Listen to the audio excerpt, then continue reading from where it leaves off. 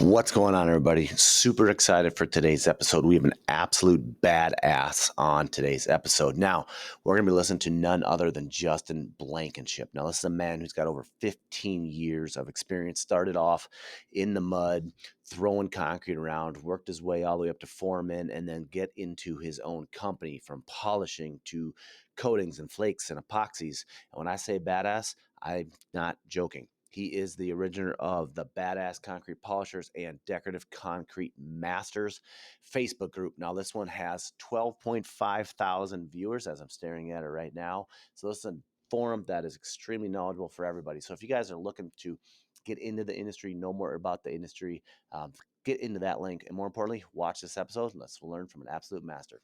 I got you.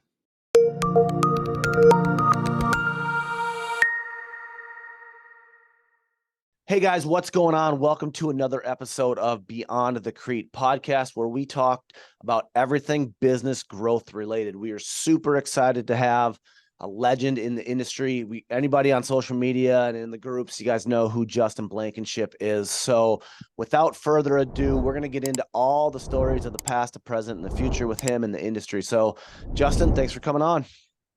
Yes, sir. I do appreciate it. Yeah, absolutely. So give a quick, 2-minute bio about you, company, everything about that. I don't know if it's quick 2 minutes. This is 16 years in the making. Basically, I'm second generation. So my father, Tim Blankenship, he's in the groups as well. A lot of the OG, the older cats, they know him, respect him. I kind of just followed suit. I was a lost soul, like many at 18 years old, and hanging with the wrong crowd and doing the wrong things and getting in trouble.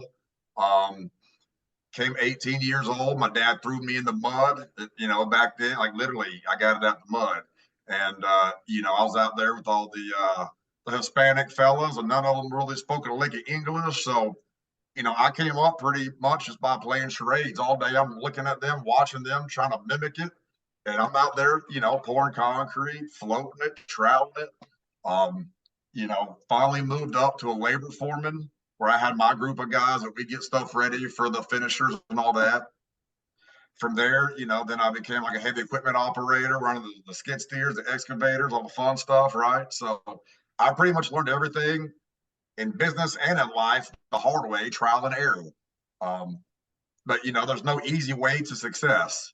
So you can go read a book about it, or you can go do it. And the school of hard knocks, basically. Yeah. So it'll definitely teach you. So from there, basically when the economy went to hell and everybody was getting fired, my dad was the head estimator, project manager for a big company. They let him go. He started his business. I ran his crew for 10, 12 years on the polishing side. Basically said, Dad, I can do this. Trust me. And like I said, still messed stuff up along the way. We didn't have social media like we have today at the community. You can ask questions. It was, oh shit, I effed up. Let me go back and figure out how to fix it before they find out. Yep. And that helped me become a great foreman and now owner, because now half of this is being a problem solver. The guys come and they turn to us. XYZ happened. What do I do? And now we're having to shoot off solutions, right? So I finally left there self-employed. I think I'm on year 4.5, and we're growing and glowing. So that's huge. I mean, think about that, guys, from a standpoint. And I do want to touch on that a little bit, right? So your past, right? So growing up, how was that working for your father getting you in the trades, right? Like kind of following that footsteps, right? So like, I personally didn't do that. I didn't have that, opportunity, I guess, if you will. Like, blessing or a curse, you think? Both. Some days I want to holler at them. Other days I want to say, thanks, Dad. Like, we're on a true value distribution center right now. I mean, it's an $80,000 contract. And I mean, we've done nothing but grow over the past few years. I mean, it's definitely a hard life initially. You got to put in your blood, sweat, tears, sacrifice. And like I said, this is 16 years in the making. Like I do, people on the outside, they could say, oh, they see you with the shiny things, this or that. Oh, it must be nice. I say, you're damn right it is. But guess what? 16 years ago, early mornings, late nights, dude, like a lot of cats don't have what it takes to be in this industry, especially to make it to the top. And I don't consider myself the top just because I'm an owner. I still have a ways to go, but I'm always here to share any knowledge, anything where they don't got to make the same mistakes I did because the knowledge wasn't as easily accessible back in the day, right? So 100%. And we're going to touch on that as we keep going, talking about leaderships, right? So whether that's a business CEO, being a leader, a foreman, right? It doesn't matter who you are, you need to be a leader. So we're going to touch on that as you go. But as you kind of transitioned 4 years ago to kind of starting with Blankenship Polished Concrete, because I mean, that's kind of the name of the company, because that was kind of your background, right? You essentially started the company to do, I would assume, commercial style industrial polishing. So my bread and butter, my main background is polishing, hence the name of the company. Looking back, I'm like, okay, like where's the end coatings or what Yeah, kind of right. we're so versatile now. We literally do polished concrete, grinding sills, epoxy flake, epoxy cork, solid epoxies, metallics. I mean, we could go on for a minute. So we're not just married to one service. I feel like that limits a lot of cats, right? Oh, I just do flake. I just do polish. Well, some cats want a flake in the garage and a polish in the basement. And do they want to hire two different companies? No. I want a lot of jobs like that. Well, yeah, well, I already got so going to do the flake in the garage. And I said, how much they charge you? Okay, here's what we'll do. We'll do a bundle package. I'll do the basement for this and throw this in. Hey, we're already going to be there. No need for them. Yeah. So when you first started out, the big thing that everybody always does, right? So owner operator. Okay. Well, let's get into that later. But the big thing is branding and marketing, right? You got a logo, you got that, you got your name. How do you go and market yourself? So in the beginning, that was a good question. I went from being Billy Badass Foreman. I could run a crew like the back of my hand to then I moved up a level and it quickly humbled me. Well, I didn't know shit about being a business owner. I never Mm-hmm. did it. Um, and in the beginning, my start was, I already had the name built in our industry. Everybody that was anybody knew me. So they was like, oh, Blankenship's on his own. We got all this work. So they would subcontract it to me. But now I'm self-sufficient, right? So I have a marketing company I use, Coatings on Demand. Nelly is marketing. He lives local to me, Nelson Perez, but he basically takes on clients all across. They have different territories. But yeah, the importance of marketing is huge if you're going to make it. Did I still see cats on the Facebook groups or wherever talking about, oh yeah, word of mouth. Yeah, that is great once you're established. Because I get calls, hey, you did so and so's garage, you did so and so. Okay, that's great. But you're never going to build a business like that. You're going to sit around and you're going to wait for the phone to ring.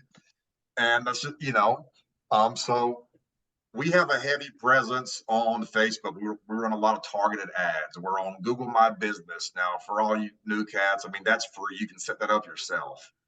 Um, and then obviously in this day and age, reviews are huge, right? So you can pay on Google to get to the top, or you can do it organically by, do a good job, ask for a review. I think I got 53 reviews. Mm-hmm. So in my area, I'm one of the top. Now I don't pay Google a dollar. Mm-hmm. We're 4.9 star rated. Once you're in business long enough, you can't please everybody. Karen's gonna be upset about that spot in the concrete. It's nothing to do with you. Yeah. Let's just be realistic. Yeah. You know, if you don't have one or two bad ones, and some of these cats Something's are off. paying reviews. I mean, Then we're you're as real paying as they for come. them. Yep. Then you're But paying for them. I've actually won some projects based on one or two bad reviews because they've seen my response, how I handled it, and it made them relate more to me because now I'm an actual human. I'm a person, right? This isn't just some huge corporation that like we're small, family owned. Literally everybody in my company is family, one way, shape, or the other. So Yeah. Yeah. And again, I want to wrap or talk about that when we kind of get just a little bit into the present, because I know how you guys work as a family with your, wife, kids, and stuff like that, and myself included. But let's elaborate a little bit on that. Guys just starting out, you 4 years ago, what would you have done different in marketing, right? So like if you were to go back 4 years even, or a guy just right now starting, we know how important it is, right? So we have Nelly and Danny and Ryan and all these marketing guys, right? They're huge, obviously, but what would you do as an owner to get your name out there right away? So yeah, with marketing, you have targeted ads and you have brand awareness. People don't even know you exist until you get in front of them, right? So going back, my biggest thing was, and it's funny because the marketing guy I use now, Coatings on Demand, Nelson Perez, he reached out to me and I kind of just brushed him off. Mhm. Like, but it goes back to the old saying, it takes money to make money. Well, when I started out, I didn't really have any money. I left my salary paying job. I said, you know what? If I'm going to break my back and kill myself, I'm going to do it for myself. Mhm. But knowing what I know now, I would have tucked some money to the side. I would have went with the marketing agency, and then I would have been flowing leads from the get go, and I wouldn't have had to be dependent on other companies to provide me work for whatever they're offering. Because they're buying the material, they're doing this, they're doing that, and then you get a chunk of the changes left, and you'll keep the lights on, you'll pay the bills, but you're not. That's about it. Yeah. So You're not you going to know, grow the company like that. You can't add a second trailer, location, or shit like that. right. So, like everything in life, I learned the hard way. Looking back, my thing is if you can't look back X amount of years and say, I was a dumbass, then you're probably still a dumbass. You got to look in the mirror because it's ultimately you. So, and I can say that a lot in life. And hopefully in 5 more years, I'll make some major moves and I can say, hey, I was kind of a dumbass. But, Well, it's all stepping stones in life. So, 100%. And that kind of goes in. I'm huge on personal development, coaching, leadership development, and shit like that. And so, yeah. like, I tell everybody, and even our customers, if you're not growing every day in this industry, you're falling behind, right? So, technology, products, knowledge, marketing doesn't matter. And that's literally why I wanted to start this, is just to try to share everybody else's knowledge to try to raise the industry. And yeah, that's 100% true. I went from being quote unquote a boss, having the boss mindset, basically where you have the everyday stress and the deadlines, and you're basically just, hey, go get it done, blah blah, versus now, like you, more on the self development and the leadership. And once you switch that mindset into the leadership, you'll get a lot more out of your guys than you will the other way around. Like, we're all human. We're all going to mess up. Even me, even those owners, we still make stupid mistakes. But basically, everything to me boils down to leadership. If my guys do something wrong out there, I'm like, what could I have done better to make sure that didn't happen? Or what lesson is this teaching us so it doesn't happen again? Again. Like a Yep. true leader takes fault for pretty much all and takes praise for almost none. Yep. My guys are banging jobs out. I'm like, great job, guys. Y'all did it. Y'all killed it. Hey, here's a bonus. All the praise goes to them. Something bad happens.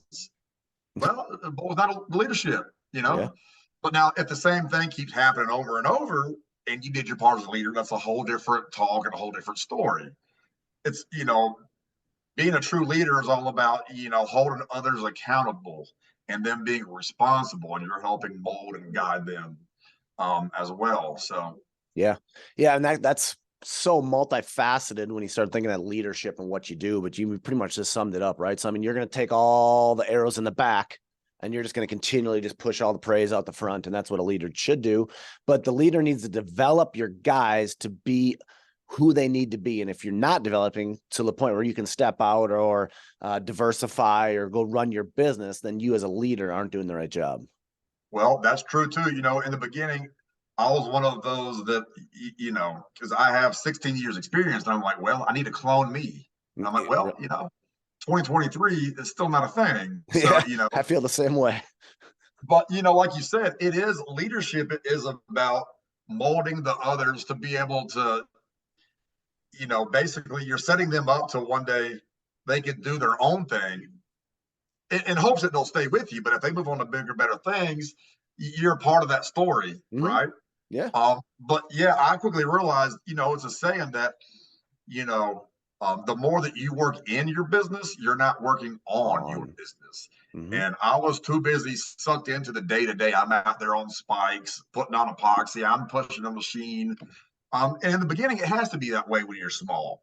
But as you grow and evolve, you have to trust your guys. You have to set the quality, the standards, the processes, and then take a step back. And then it's a make it or break it. They're going to sink or swim. And when you treat your guys a certain type of way as a true leader, they're going to bend over backwards because they see what you've done for them, Mm-hmm. right? Yep. Versus the old boss mentality. Well, now they don't give two shits. They're in it for a paycheck. So my guy, we have a saying around here: is you scratch my back, I scratch your back. Like nobody should have an itchy back, right? Right. So me and my guys take care of each other. So we have a good thing going over here. Yeah, well, that's huge. Because I mean, even like when I was talking to Isaiah the other day, we're talking about value adds, right? So providing value, right? So if I can provide value to you, you provide value to me. There's no monetary, right? We both benefit realistically, and that's just it. And you're building value within your employees or company and GCs, right? Customers and all that type of stuff, because then they're going to give back to you, right? Hence all the reviews and referrals and all the shit that comes with that. So Well, and a lot of it goes beyond just the basic career stuff because as well as I do, if your personal life isn't in order, that carries on to your work life. And, we don't know what we don't know until we know. And, for my guys, I like to think, or they tell me at least, I'm somewhat of like a mentor, like almost like a life coach, right? Some of my cats are 21, 22, some 26, 27, others are around my age. We're all different stages in life, but we all pick up on things at different times. So even as far as helping my guys work on their personal credit or figure out what their life goals are along with their career goals, and then sit down and make a plan. Okay, here's your goal. Okay, and then we can make action steps together. What needs to be done, and how can I help you along the way? Right? We can help each other, yeah, because you're setting them up for success and they're setting you up for success. If your guys are shining and happy, living a nice life and making good money, and you're helping them reach their goals, in return, they're going to help you reach your goals. And now you 100%. you value each other. So Joe Schmo down the road could come offering $2 an hour more, whatever it is. And dude, these guys they're solid like Loyal. concrete. They with you. They're loyal. Right. Yeah, yeah, you build that in there. So, I mean, let's kind of elaborate that now. So let's talk kind of about like current day, right? So presently, with Blankenship, polished concrete, obviously moving into coatings and stuff like that. Like, do you guys primarily more or less? I mean, focus on residential, focus on commercial. We'll do it all, but like, where's your priority, I guess, or where's your majority, I guess? I've seen lately it has been changing, which you know, let's say we do a mix of both, right? So with our marketing, it's targeted ads. So we don't get into the public invites, and now we're competing against 30 other contractors. Who has the lowest price wins. Yep. To me, the Blankenship name is a quality and a standard. I don't care to be the lowest price, nor will I ever. I actually most is the most expensive, and Mm-hmm. it comes down to salesmanship, the presentation, right? I'm one job away from other cats being more expensive, but just how you got to be able to make the right pitch and tailor to the customer and all that good stuff. But I would say, one day we could be doing a 2-car garage, a patio. The next day we're like right now we're at True Value Distribution Center. Hell, 2 months ago we was at Panasonic Automotive. I mean, we do some big name brand nationwide stuff, and Mm-hmm. then we're doing Sally's Garage next week. I mean, but we offer so many services that we're very versatile. So You, I want to you touch on know, that real quick. I don't want to interrupt you, but let's talk about diversification, right? Because I get a lot of guys, and we've already touched on it, right? So I do A, right? I'm not going to touch B through Z, right? Or they're nervous about getting into polishing or staining, whatever it is, right? Or they don't want the investment, or they're going to fuck up 3 jobs because then all shit, no, they're just going to screw it up. Like, how important in today's day and age is diversification in your product offerings? dude, I think you got to be. So, I get a lot of, so-called would-be clients that call and, they see my ad for a metallic. Well, they got champagne taste. Come to find out they got beer money. Right. So, next thing you know, they wanted a metallic, but I'm selling them a grinding seal. Mm-hmm. But so, if you don't have these options readily available, you're missing out on sales. Yeah.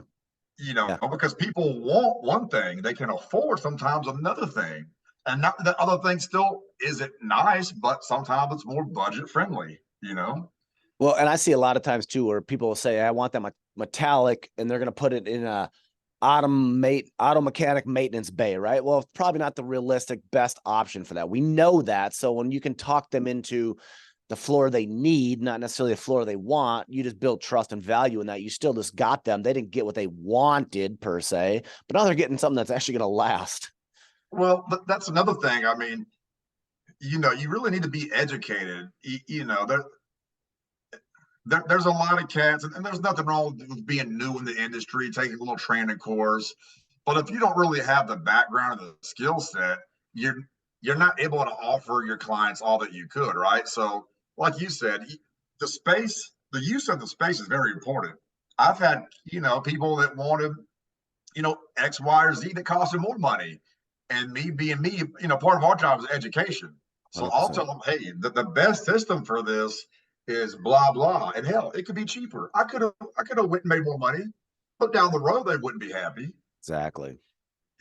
So honesty, integrity, quality, all of these big fancy grown up words, they mean a lot in a business, right? So Well, they do, but it also goes back to the name that's sitting behind you right now, right? It's your name, it's your well, company, it's your reputation. Don't just collect $1 and have some shit fail. Because guess what? Those Google reviews are a hell of a lot easier to get a negative one than it is a positive one.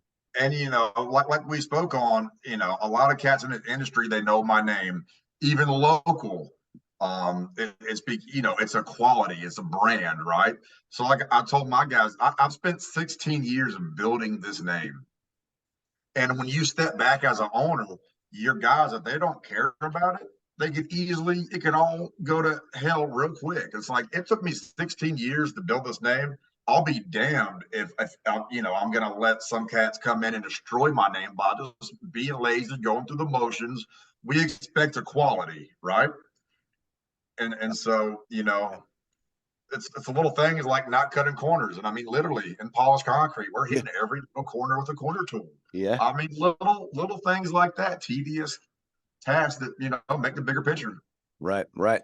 And we all know that obviously employees are the hardest things to come by, right? Labor sucks, blah, blah, blah. The world's going to end and people are the problem. We get that. But earlier you talked about your employees being family. Some actually are. Um, Talk about that, right? Because I know you work with your wife and family personally, but like, how is that dynamic? How and elaborate?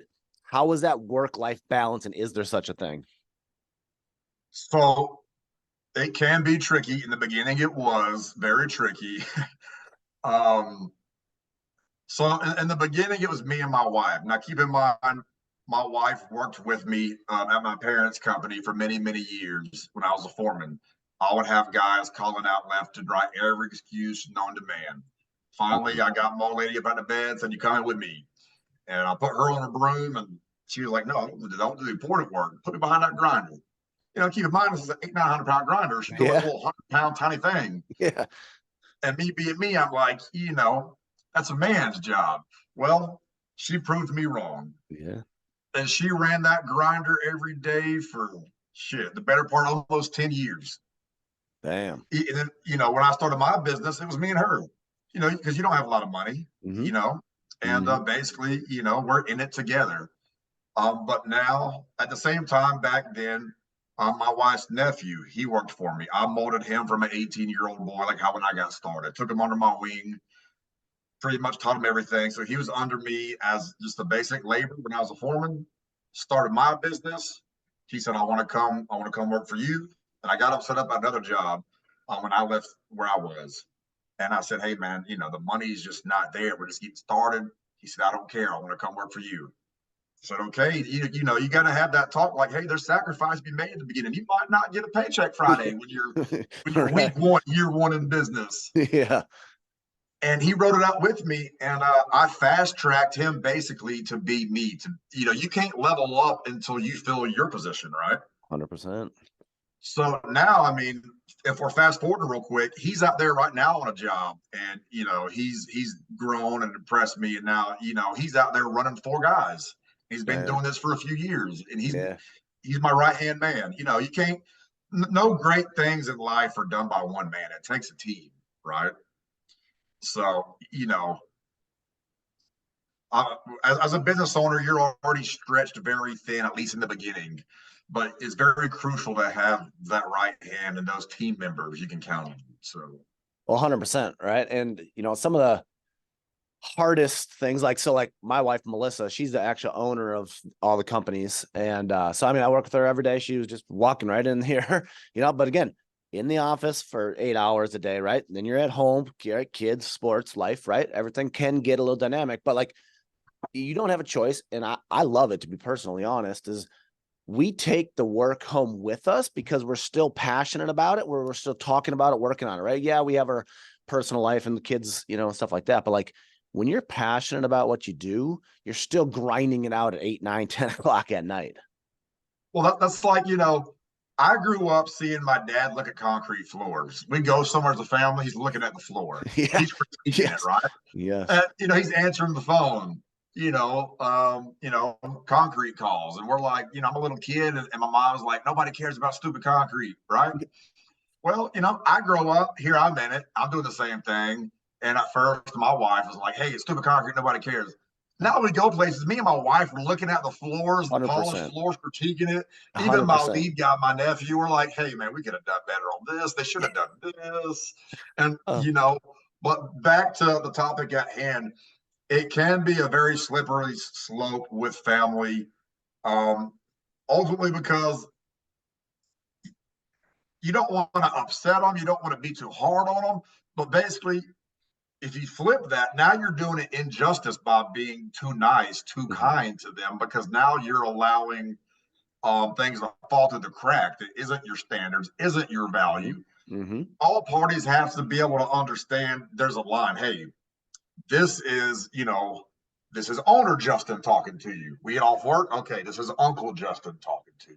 Yeah. We have to delete the feelings. You got to leave the feelings at the door, right? Which is easier said than done. It takes some time. Me and my lead guy, my nephew, now that's how we operate. Like he understands the stress he has on him, so now he understands the stress I have on me. So you can't take anything personal. You Yeah. can't get off work and I don't want to come to Thanksgiving dinner. He yelled at me. Well, what did you do? Why did I yell at you? Um, you know, after a while, things begin to roll like an assembly line. Like Mm-hmm. everybody begins to work well with each other. People understand stress, this, that. But at the same time, you can't fully cater to somebody just because they're your family. This is a hard business, a hard industry. I can't pat you on your butt, goo goo gaga. Like, you just got to be able to separate it. Yeah, 100%. And I know we've had the same. I fired my son twice, and then he came back and I had said, I just can't be in charge of you. And it worked out great. But yeah, friends and family can get tricky, but again, it's a value asset, right? Because in theory, they should have your back better than everybody, right? And again, everything we just talked about, value and trust and everything like that. I mean, that goes a long way. So as we kind of transition now into the future, right? So like, what are you doing, seeing, and planning for in the future, right? Don't have to give away all your secrets. I'm not, anything like that, but like, where are you? What's your 30, 60, 90-day goals, 1 year, 5 year? Where are you going? Well, yeah, we're kind of at there's an exact term for it, but I can't recall it now. Also, a lot of leadership books and podcasts and this or Yep. that. There's terms for all these levels of Yep. business and whatever.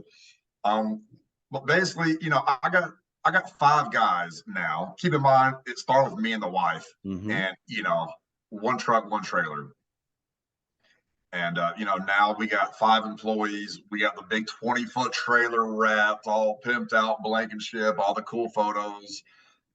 We got the little 12-foot trailer, just got it wrapped for flakes only. So, we got 5 guys, 2 trailers, and we're at that point where we're trying to expand, crew 2, crew 3, because I already have all the equipment and the manpower for crew 2. Yep. But before you do that, everything has to be more systemized. It has to be based on systems and procedures and not on people. SOP, standard operating procedures. I got those in the trailer. So, it can't be people based. I heard a lot of things too, like basing your business on like say A players is actually a mistake because now you're people dependent. What happens when your all-star player gets up and leaves you. Now your company hurts. You feel that, right?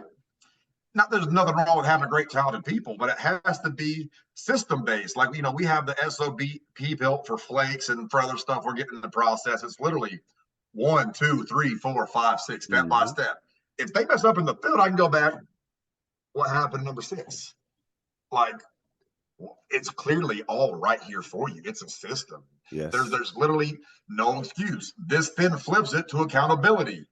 They can't come up with whatever excuse. Oh, blah, blah, blah. No, my guys know that that does not work. I'm all about accountability, responsibility. If my guys do something, they'll tell me, and then immediately after, my lead guy will say, I take full responsibility. It was my fault. I should have done X, Y, Z. I don't even have to get on my guys. Like, just from the rip, they know, hey, my fault. I'm going to fix it. Like, that's how you got to have things rolling like that. And we're at the stage where I'm constantly learning and growing and looking for the best systems and softwares as far as, say, employee performance, employee management, reviews, this, that, the other. Because, everybody feels like they deserve more money, but just because you feel like it don't mean you do, right? That's just the cold hard truth. Yeah. You got to have all these systems in place, like performance reviews. Here's your strong point, X and Y. Here's your weak point, Z. You got 30 days, 90 days. When I see you again, it needs to be improvement.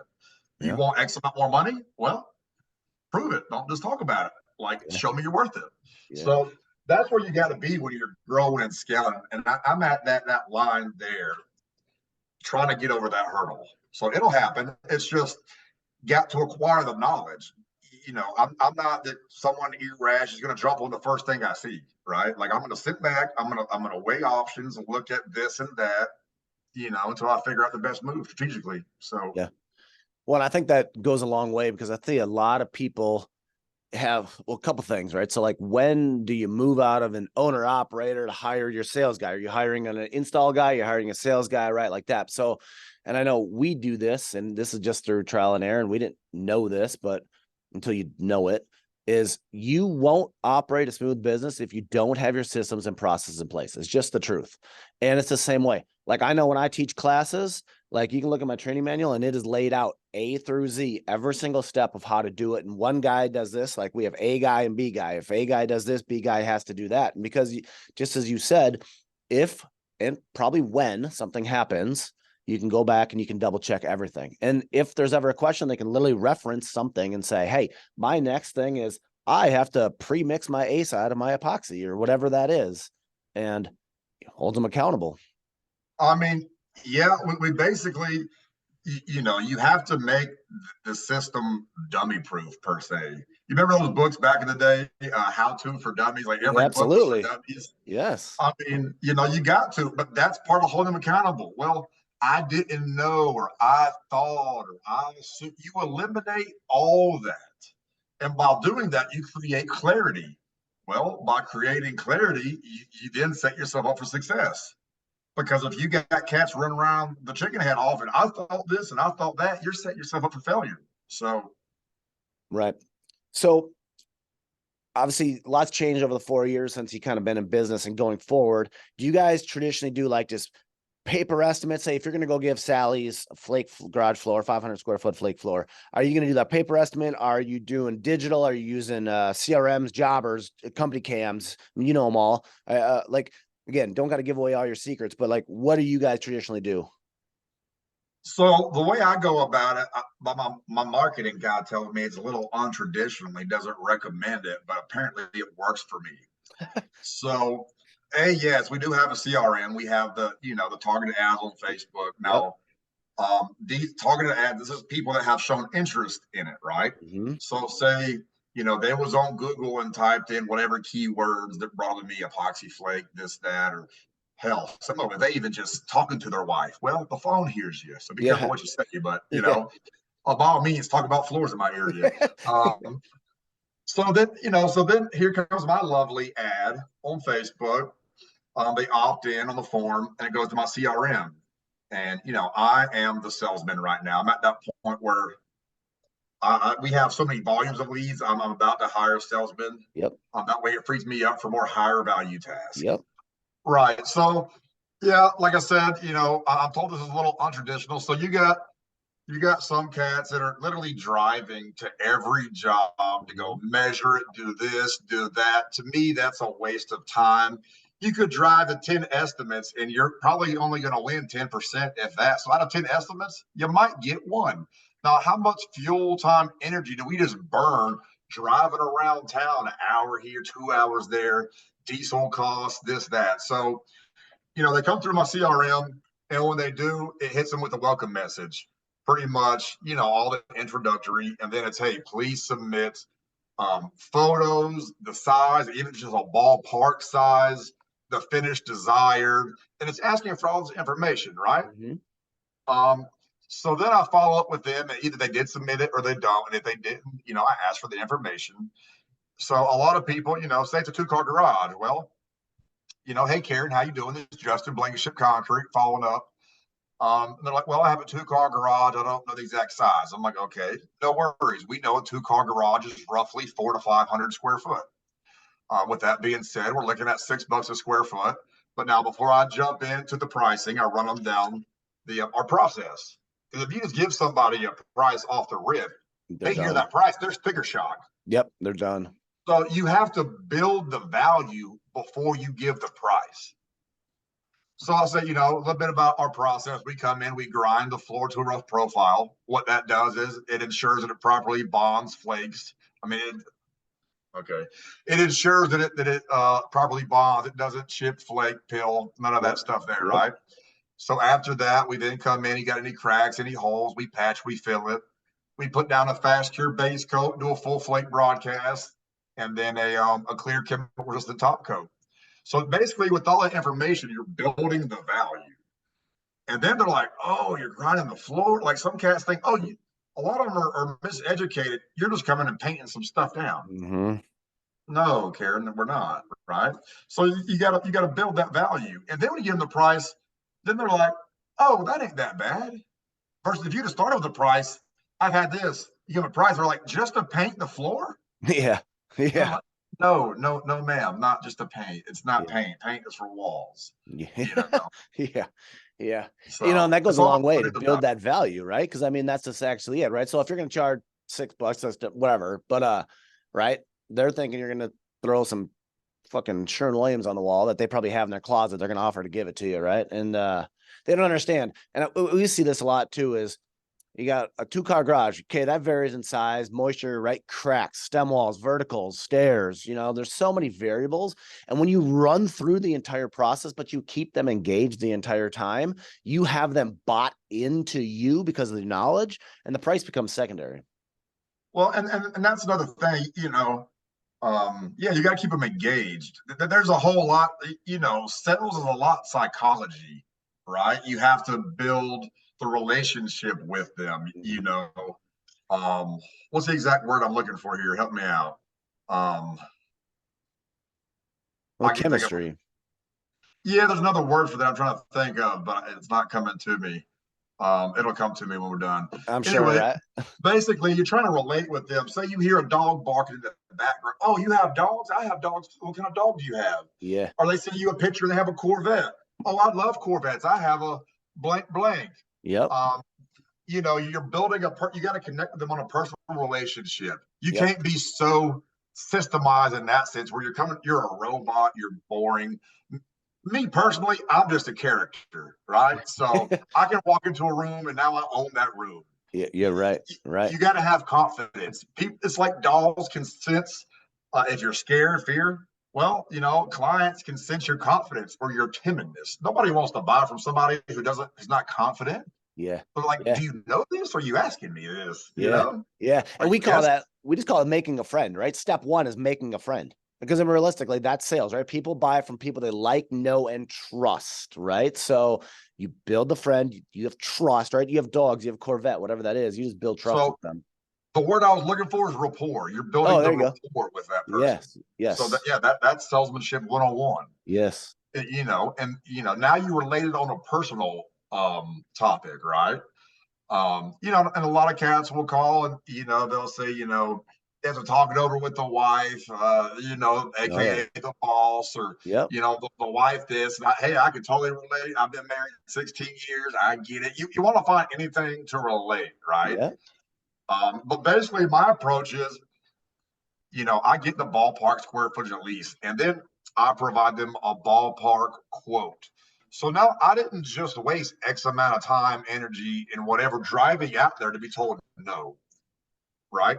Because first off, the first no is just a stepping stone to the second no, the third no, until you get a yes, Yeah. right? So Yeah. no doesn't deter me, right? Right. Um, so then I'm able to, send them pictures. We go over different options, price points. Oh, well, that's too expensive. Okay, well here, look at this one. And then I literally sell 95% of my work over the phone. I have not Wow. seen this person in life. But I rarely, seldom have to step on a job to close it. Now, I will do that once I've pre-qualified them and they agree to the ballpark price. Mm-hmm. And then I'll come out if needed to give exact measurements, right? But at that point, I already know that, this is a job booked, Yeah. Yeah. versus hell. And then, sometimes they're like, blah blah company is coming out Friday to measure and give me a quote, and I'll say, okay, I'll come. What time they coming to? Okay, I'm gonna call you at 3:30, and then they'll give me the size that Joe Schmo measured it and their price, and now I can either be competitive or I can say, hey, you should go with them. Yeah. So then sometimes I'll actually have them send me the other company's quote, Yeah. where it's the scope of work step by step, and I'll educate them. They don't know a lot of the stuff. Well, it's so cheap because they're not doing X, Y, Z. Here's what we're doing, and now we build that value back up. Sure. Yeah. So so it's a lot of psychology that goes into the sales game. For real. I would agree to that 100%. And I don't like sales personally, but it's pretty much what I do. It's just kind of what it is. But I mean, at the end of the day, when I personally, for me, like I know when I was running my contracting company, and what I could probably do today is I'm so knowledgeable about the product, the systems, and everything, that I know the value that we can provide. It's not a sale to me, it's an education. Like that's not how I don't look at it that way. I don't sell people to try to buy product from us. I educate them, and then they make their educated decision. That is pretty much your job as a salesman, is to educate. I've had plenty of people that came to me that by the end of the phone call, they're thanking me, because they almost went with whatever contractor and they're telling me about it.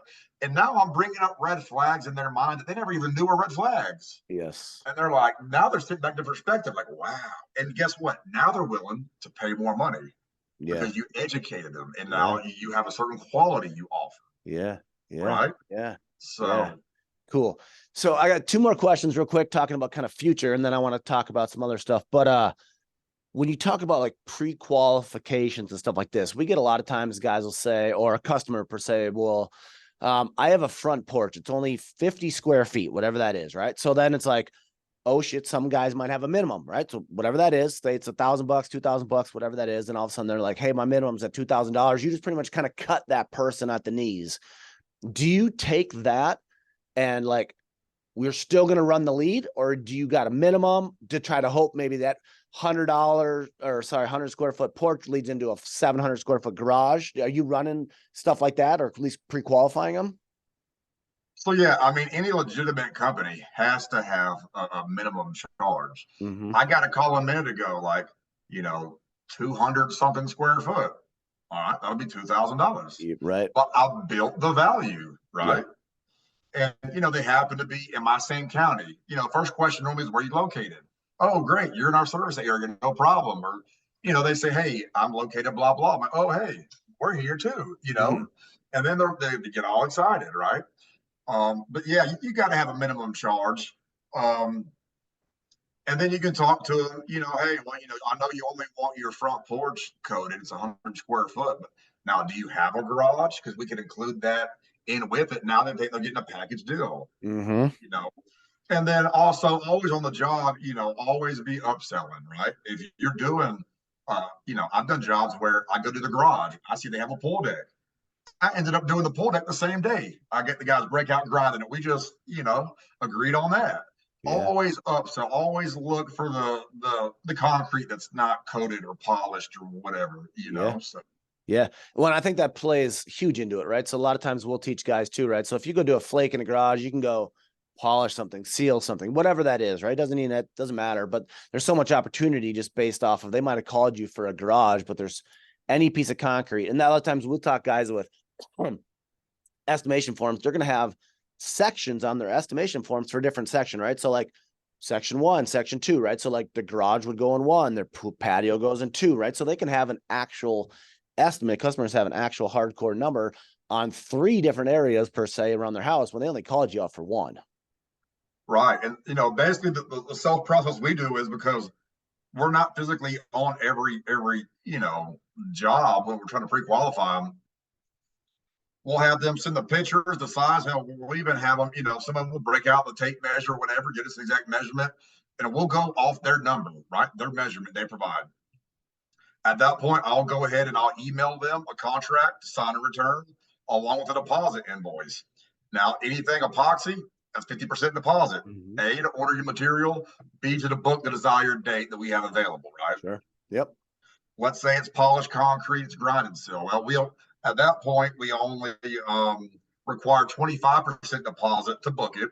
When we show up to start the project, additional 25%. So now we're at 50. Mm-hmm. And then obviously the remainder upon completion. And that helps your cash flow a little more too, breaking it up 25, 25. 100%. But we know epoxy is expensive, so we're going to need that 50, Yeah. Yeah. Yeah. Excuse me. But I mean, that's important too. And I don't want to even elaborate on this, but down payments are crucially important because I know personally, like we had some work done around our house and we were able to break it up into 3 sections exactly the way you talked, right? Down payment when they started and completion. And it just helps when there's a larger dollar value to that. You're not financing it, it's just you're paying them. But when their company's willing to work with you like that, that's huge. But as a contractor, we have to get a down payment no matter what, because they're going to back out on you. They're not saving your date. You're screwing your calendar and you're going to be buying shit that you can never sell again. Like I said earlier, I learned that the hard way. Mm-hmm. So in the beginning, I wasn't requiring, so when we first started out, we was doing just polished concrete. We wasn't doing epoxy coating. So we really had no material costs. We always had diamonds. We always had Inspire, always had guard. So we wasn't requiring the deposit until we show up. Well, like you said, guess what happens? Now they're on your calendar for, this week blocked out. And then last minute they call and they cancel. Mm-hmm. Well, now you lost out on, you don't know how much money. Could have been tens of thousands of dollars. Yes. And the client has to have some skin in the game, right? Because, in my contract, it's taking this, it depends on your state law where you live, but where I live here in Georgia, it's, I got it in there. It's a non-refundable deposit because A, it bought the material.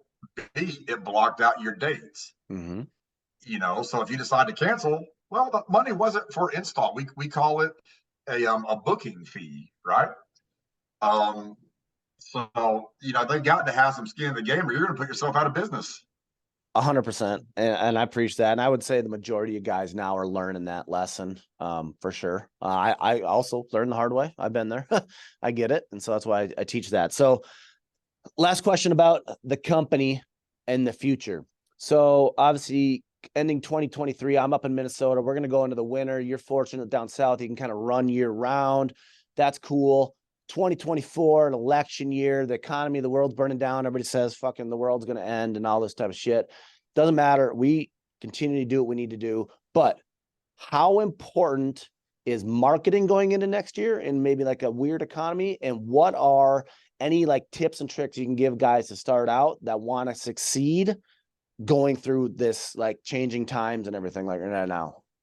So marketing is key, is crucial. Like, people want to go invest $20,000 into a grinder setup and this or that.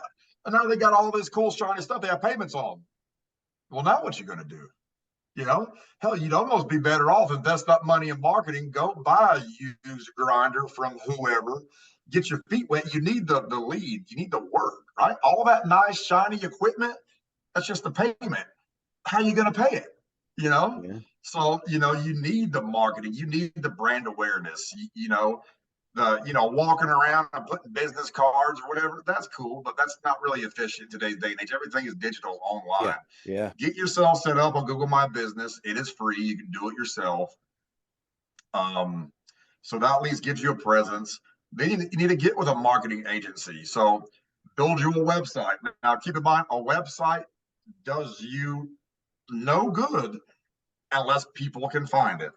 And now, how do people find it? A, they're going to type the website in, which, how are they going to do that? They never heard of you, right? Maybe your aunt, your mom, your grandma's Yeah. going to type it in. That's about it, right? So SEO, that's the big thing, search engine optimization. You have to make yourself, available to these people that want your services.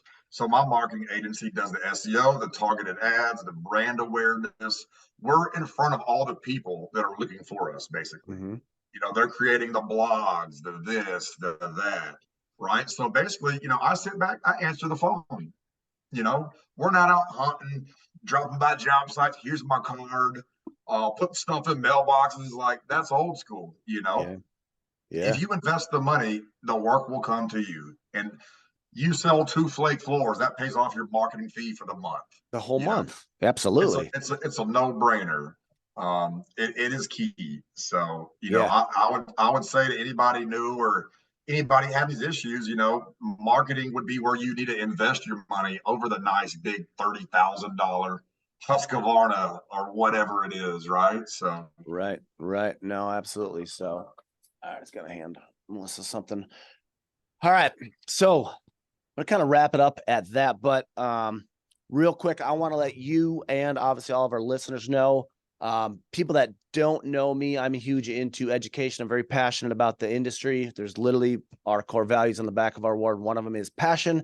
And so knowledge, there's a reason that we do these podcasts is we put them out there so we can learn from everybody else that's been in the industry. And so we can avoid the potholes, the pitfalls, and everything we can try to do to educate ourselves. And more importantly, put floors down the right way and not just do a fly-by-night type of shit. I hate it more than anything, especially I've been a contractor. Now I'm in the distribution, training, and knowledge world where people are just kind of going out there collecting the shit and just hoping that they just hit a taillight warranty and floors fail because it's given a bad reputation to our industry, and it's not going to be good. This industry is growing very rapidly, and we listen to knowledgeable people like people we have in the podcast and the people that are in some of these groups that Justin runs. We didn't even talk about that. We could do an entire separate podcast just on the badass page and social media and stuff. And I think we should, realistically.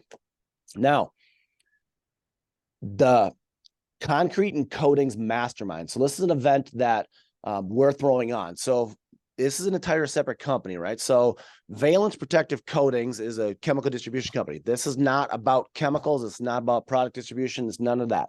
This is about education. That's why we started an entirely separate company just on knowledge. So the Concrete and Coatings Mastermind, it's February 26th in 2024. It's in Dallas, Texas. This is bringing about 300 of our industry leaders together to all learn. So it's literally only about concrete, stamped concrete, staining, decorative coatings, and everything. So it's very industry specific. And we're going to have, 5 to 7 speakers. We have marketing, sales, hiring, right? Everything that a small business, right? So if you look at what Justin went through 4 years ago and everything he just talked about, we're giving you guys tips and tricks and stuff from people like Justin who have done this for, 16 years. So you can go learn. So this business event is going to cost money. There's tickets going to be available soon, but we're going to bring everybody together in one location. We're going to have an after party. And more importantly, if you've ever know about business, networking is the most important part, right? The more hands you shake, the more money you make. So when we can bring these top names through our industry, we're talking people like Bob Harris and some of these people that are very high level stuff to these events that are going to be speaking. We're going to be giving back all the knowledge, right? So I want you guys to kind of keep that on your radar. Justin, personally, I want to invite you and your entire team. I'll hook you guys up on that type of stuff. We'll talk about that afterwards, but I wanted to let you guys know and everybody know on the podcast that that's what we're doing. It's February 26th, it's 2024. And again, this is not a money-making event. This is a knowledge-based event. Trust me, it costs a lot of money. It doesn't come back. It's just about the knowledge. And if we can educate the industry to raise the bar, I think we're all winning on that. So that's what I wanted to kind of finish with. Guys, I want to say thanks to Justin for giving his knowledge to us, dedicating an hour of his time out of his day and his guys and his family to talk to us.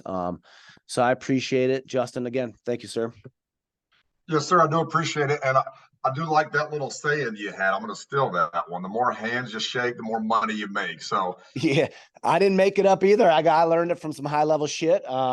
Again, guys, business coaching. Again, this is a whole separate podcast. You guys have heard some stuff about this. If you guys don't have a business coach, a life coach, or a mentor, somebody you're looking up to, you're doing yourself a injustice, because the money you spend is going to come back you tenfold. That's my coaching pitch on that. But last thing, Justin, any last thing to say? And more importantly, how can they find you? yep. So that's what I was getting to. So this is a very specialized industry we're in. I like to think a lot of us are like a brotherhood. We help each other. We lean on each other. So many years ago, I did create a platform on Facebook. Now you can go to the search bar, type in badass concrete polishers and decorative concrete masters. However, just badass concrete polishers should pull it up. Pops up. And now it's a community of over 10, 11,000 plus members. It's guys like myself, owners, hell, just, foremans, everyday workers. You got guys like Pete in there, distributors. You even have the guys that make the machines and the chemicals, and all the big wigs, higher ups. I mean, literally anybody who's anybody is in this group, and it's a place that you come and you share pictures of your work, and people, brag on yourself, and people, hey, good job. Where people come ask questions, like technical questions, or where you say, hey, I'm out of town in this state, where can I get some Densifar closest to me? It's basically just a great industry tool and resource where we all help each other. And then also, this is construction. We're a bunch of roughnecks. So come Friday night, somebody may have drank too much. And now it's just good, high quality entertainment while you're in the porta potty. But yeah, badass concrete polishers and decorative concrete masters. That's where you can find me and about 10,000 plus other like-minded people to kind of help you out. Yeah, no, right there. And, shameless plug on myself. I will be promoting our event within that group, because it's not about me.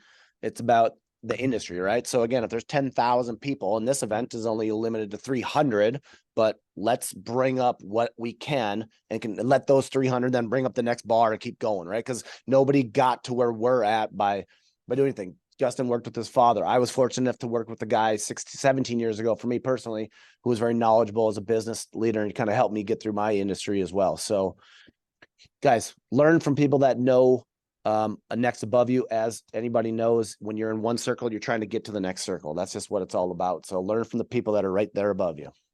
Well, and I'll say this too, you never want to be the smartest person in the room. If you are, you're in the wrong circle. You're in the wrong circle. There's a saying that, you become like the five people closest to you. So look 100. around your circle, reevaluate. Yep. I still have mentors myself, or I'm kind of a mentor and somewhat of a life coach to my guys. I have guys, older cats that I talk to, that I go to for knowledge, and knowledge is power. 100%. That's how you're going to make it anywhere. Events like Peter's hosting, you can bet I'll be there. Yeah. So yeah. That's awesome. I just signed myself up, my wife, and my lead guy for a local mastermind event here in Atlanta in December, and it has celebrities like Kevin Hart and other celebrities. It is not necessarily in our industry related, but business in general. It's all mindset. It's all lessons. So yeah, I'll definitely be there. And anybody who's wanting to go to the next level, I'd recommend you be there too. Yeah, no, that's where it is, guys. All right, I'm going to wrap it up, guys. Thanks again for another amazing event for Beyond the Crete, guys. Check this out. Like and subscribe down below. And again, thanks to Justin, and we will see you guys next time.